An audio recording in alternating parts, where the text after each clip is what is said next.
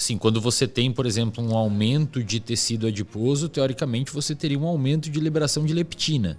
Isso. Que iria tentar, como uma alça de feedback negativo, reduzir o seu acúmulo de tecido adiposo via ingestão calórica. O que acontece nesse meio e por que alguns indivíduos conseguem ficar nessa Eu esqueci o nome dessa hipótese. Na verdade, bem caracterizado. Eu não me lembro como hipótese, mas basicamente é uma alça de retroalimentação que você espera que seja fisiológica, e dá para ter uma ideia dela assim quando você pega uma febre. Quem pegou Covid ficou uns dias aí de molho, né, de cama, tal, qualquer coisa, uma gripe que seja. Você tem fome quando você tá com uma resposta infecciosa? Não tem nada, cara. As citocinas, elas vão te induzir um efeito de saciedade tremendo.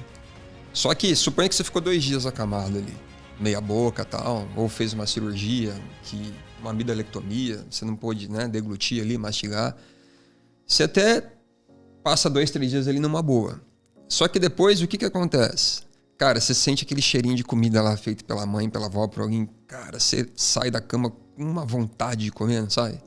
Então, o que acontece? Nesses 2, 3 dias que você ficou aí, você fez um pouco de consumo, de depleção dos seus estoques de gordura oriundos do tecido adiposo.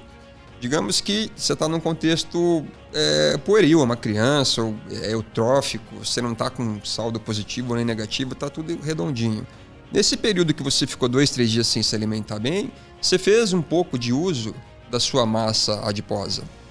Cara, você foi lá na tua poupança, no teu galpão, e retirou um pouquinho do que você tinha lá armazenado. É um estoque eficiente, né? O lipídio, né? Só que quando você faz o contrário, também é verdadeiro. Você vai lá para uma feijoada. Você passa o dia vai descendo a lenha, tomando cerveja e feijoada, isso, aquilo, e sei lá, cara. Come tudo que imaginar, né? Depois vem o bolo. Como é que você tá à noite? Você quer ver comida? Quer nada, cara. Isso aí a leptina tá te ajudando a dar esse tipo de sensor. Agora, ela é considerada, obviamente, um sensor de nutrientes mais estável, de longo prazo. Só que o que acontece? Como a obesidade é um processo adquirido, você, à medida que vai aumentando, né, expandindo esse armazém ele vai começar a ter uma alteração de função. Então, uma célula adiposa que respondia bem a uma determinada situação fisiológica, ela já não vai começar a responder bem. E aí eu posso tentar fazer o gancho da seguinte maneira. Vamos lá, são 2 coisas. A adiposidade, ela tem um limite de expansão. Isso é chamado de teoria da expansibilidade da massa adiposa. O que ela quer dizer? Você não precisa ter um IMC de 30, 35 ou 40 para estar sob um fator de risco para desenvolvimento, por exemplo, de diabetes, tá? Você pode ali com um IMC às vezes de 24, 19, tá? Com fator de risco. Por quê? Porque a tua estrutura biológica, ela tem um limite para a expansão do seu tecido adiposo. O tecido adiposo, ele pode expandir em até 10 vezes. Tem pessoas que chegam a 200 quilos de massa adiposa ou mais, né? Aqueles casos super mórbidos, né? Mas o que acontece? Dependendo do seu background genético ou epigenético, quando você tem um limite da expansão, isso está associado a uma sequência de processos que é mais ou menos assim. A célula adiposa, ela pode ir proliferando.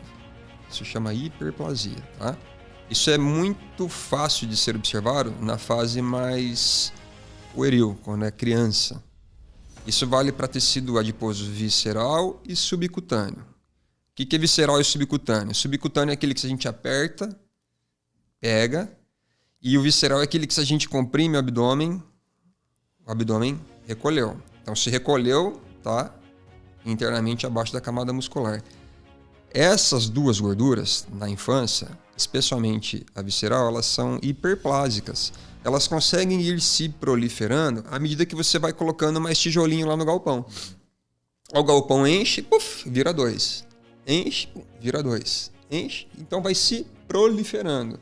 Só que quando ocorre essa proliferação, essa hiperplasia, essa célula adiposa, ela é mais responsiva à insulina, à leptina, ela é menos inflamatória, logo mais anti-inflamatória. Ela é mais bem nutrida, mais bem vascularizada. Então ela não fica sujeita a um contexto que é um gatilho que eu vou dar agora, que é a hipóxia. Agora, o que acontece, né?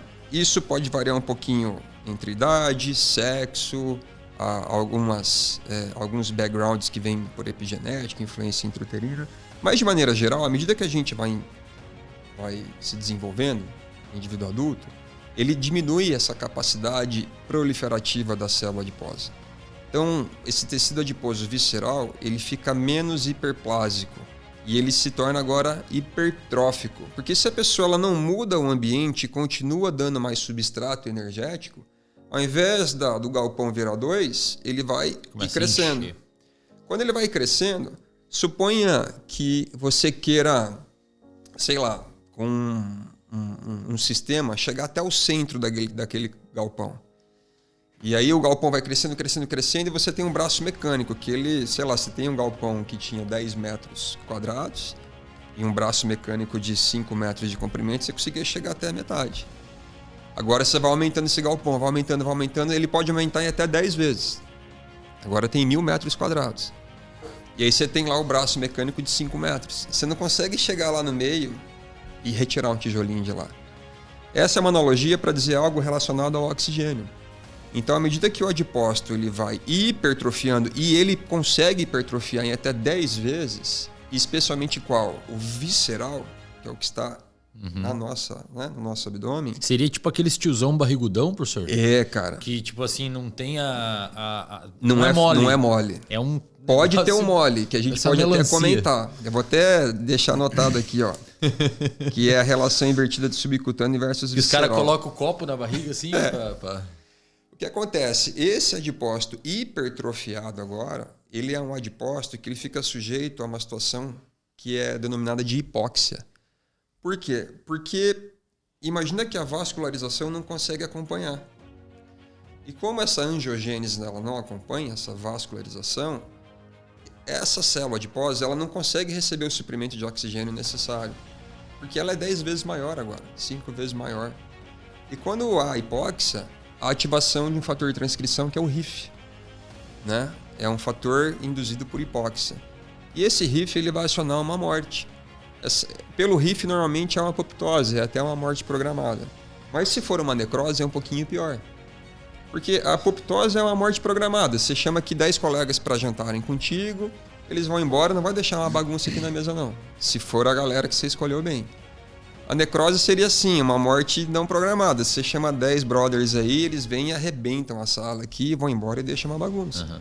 Então esse é um contexto que não é muito interessante quando ocorre na morte do adipócito. Então ele hipertrofia, fica sob um contexto de hipoxemia, isso aciona uma morte. Se for mais programada, apoptose, se for um pouquinho menos programada, uma necrose. E esse momento que a célula morre, ela precisa ser, esse ambiente, ele precisa ser depurado, ser limpado. Né? E aí vem agora, os monócitos, eles se maturam aí em macrófagos, e esses macrófagos eles vão fazer meio que a remoção, a fagocitose, a limpeza. Só que pensa o seguinte, cara, esse sistema não para. Pum, morreu uma célula agora, morreu outra ali, morreu outra ali, morreu outra ali. Então a obesidade não é um problema. Né? Você tem que cortar na torneira, que é o que você está introduzindo no sistema para sustentar essa obesidade. Porque o tecido adiposo está fazendo o que ele pode, está estocando. Só que quando você vai tendo a morte dessas células adiposas, acontece 2 eventos aí. Há um recrutamento de células imunológicas por meio de fatores quimioatrativos. Então chega mais monócitos, eles vão encontrar um ambiente mais inflamado e aí eles se diferenciam por uma polaridade chamada M1. Uhum. Então é um macrófago que ele secreta citocinas pró-inflamatórias, que daí já é um gancho para depois ligar com diabetes. Uhum. E você tem um processo de fibrose.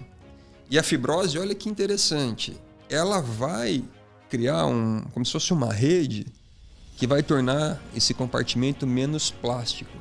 Ó, expansibilidade alcançou uma limitação. Uhum. Então agora... Que isso varia de pessoa para pessoa. Varia de pessoa para pessoa. E por que isso é ruim? Porque, meu amigo, a hora que você limita a capacidade de expandir esse galpão, A gente vai começar a depositar excesso de lipídio onde? Gordura, meio do intestino, fígado, meio do intestino, Fígado, pâncreas, coração, rim. Isso chama esteatose. A gente conhece esteatose hepática, mas tem esteatose pancreática, esteatose renal. Cardíaca. Cara, é o conceito, né? Isso, para ficar mais claro para o pessoal, chama gordura ectópica. É a gordura que está fora do galpão. O galpão é o quê? O tecido adiposo. Galera, tecido adiposo não é problema, é legal. É o excesso. Inclusive o excesso cuida da gente.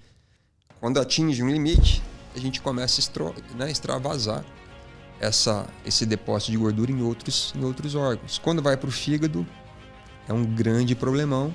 E quando vai para o pâncreas, é um super fator de risco para o diabetes.